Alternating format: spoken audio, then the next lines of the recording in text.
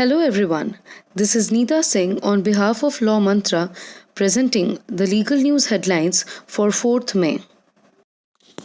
In a notification issued late at night on Thursday, the centre appointed Justice A.K. Mittal as acting Chief Justice of Punjab and Haryana High Court, putting an end to the uncertainty at the High Court due to Justice S.J. Wazifdar's retirement. The Collegium had on 19th April recommended appointment of Justice Krishna Murari as the Chief Justice of the High Court. The centre has, however, not acted on his recommendation yet. This had led to a lot of confusion at the court, with the Registrar Judicial writing a letter to the outgoing Chief Justice seeking directions on listing of matters which are to be heard by the Division Bench 1, which is headed by the Chief Justice. Justice Wasifdar had, however, refused to arrange the roster for the period after his retirement and had directed the registrar to seek directions from the senior-most judge. The Supreme Court observed that inordinate delay in completing investigation may be taken as presumptive proof of prejudice, particularly when accused is in custody, so that the prosecution does not become persecution.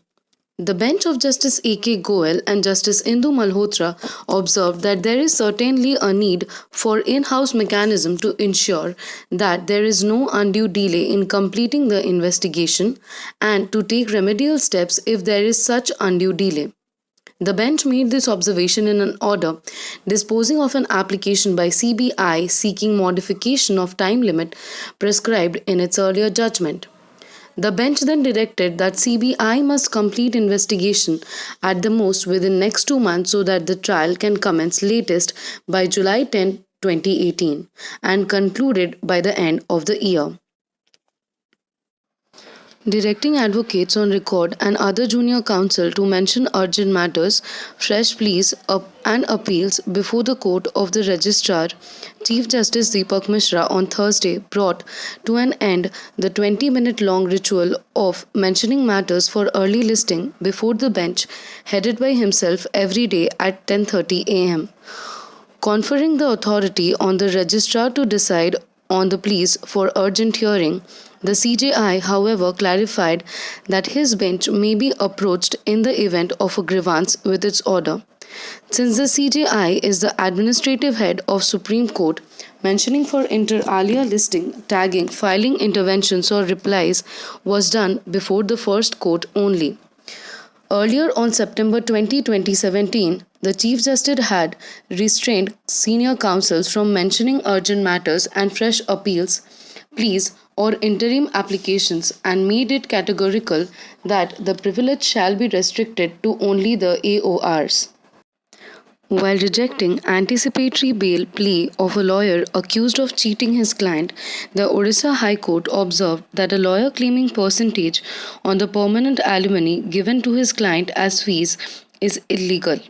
The allegation of the client against the lawyer was that he was in hand in glove with her husband, although he was her advocate for the divorce case, and he conspired with her husband and created forged documents in order to cheat her. Justice S.K. Sahu took note of legal notice issued on behalf of the lawyer to a lady client wherein it was indicated that his client had promised to give 10% of the amount of permanent alimony which she would get, and therefore she has to clear such amount. Delhi High Court, which had allowed a woman to serve summons on her estranged husband in Australia in a case of domestic violence and maintenance via WhatsApp, noted that double tick on WhatsApp showed that the summons have been delivered. Perusal copy of documents which are filed on record reveals double tick on the printout of the WhatsApp messages, which prima facie shows that the copy of the summons had been delivered on the mobile number of the respondent number 1, that is, the estranged husband. Metropolitan Magistrate Surbhi Sharma Vats said, however, despite the services being complete, the respondent did not appear before the court.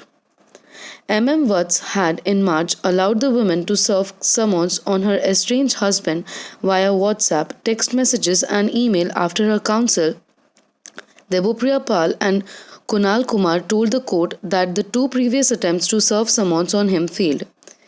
In compliance with the court's direction, the women petitioner also submitted an affidavit in the court undertaking that the mobile number and the email address on which the summons have been sent belong to her estranged husband only. The Supreme Court today disallowed Karnataka mining baron Gali Janardhana Reddy to visit Ballari and campaign for his brother Somesh Khara Reddy, a BJP candidate in the constituency, and also vote in the May 12 election. Janardhana Reddy, an accused in the illegal mining case, is out on bail.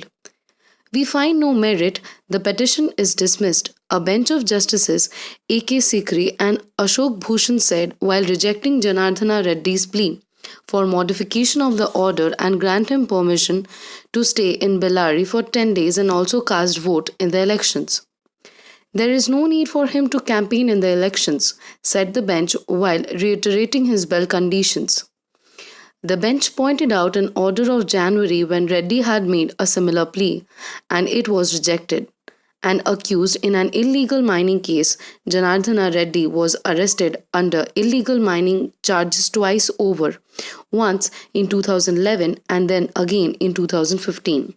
He was granted bail by the Supreme Court in 2015. He was barred from Bellary as a condition for his release on bail in 2015.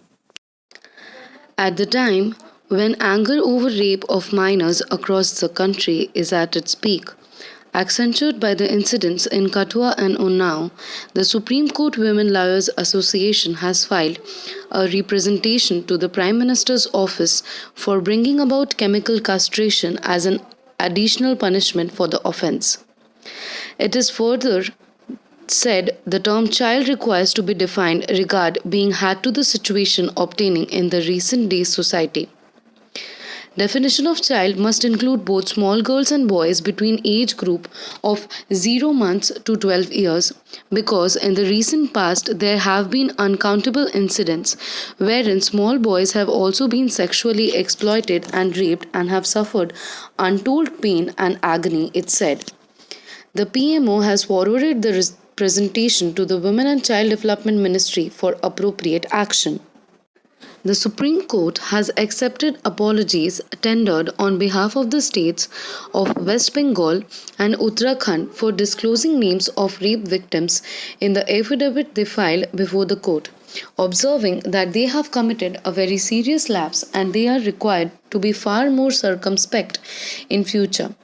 A bench of Justice Madan B. Lokar and Justice Deepak Gupta has noted that the annexure to the affidavit filed by the state of Meghalaya contains the names of the victims of sexual offences. The bench accepted the apology filed on behalf of the states also.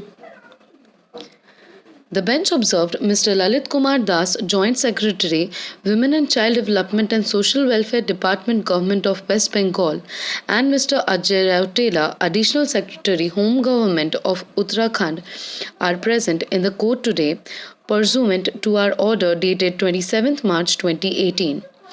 Both of them have filed an affidavit tendering an apology for disclosure of names of victims of the sexual offence.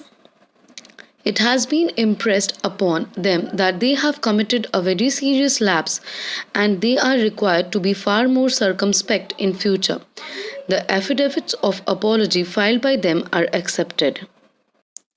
The Delhi High Court on Thursday permitted Sikh medical aspirants to carry a kripan and wear a kara for the National Eligibility Cum Entrance Test, which is scheduled for May 6th. Opinion that CBSE's lack of accommodation for Sikh candidates is unjustified. The bench comprising Justice S. Rabindra Bhatt and Justice A.K. Chawla, however, directed such students to report an hour earlier for the entrance test for proper screening, noting, if upon screening it is disclosed that any candidate is actually carrying within the kripan or the kara a suspect device, he may be asked not to take it in the examination hall. The court was hearing several petitions, including one filed by the Delhi Sikh Gurudwara Management Committee challenging the restrictions imposed on candidates, precluding them from wearing the kara and the kripan, which are mandatory for all those who profess the Sikh religion. Thank you for watching and please subscribe to the channel for more such videos.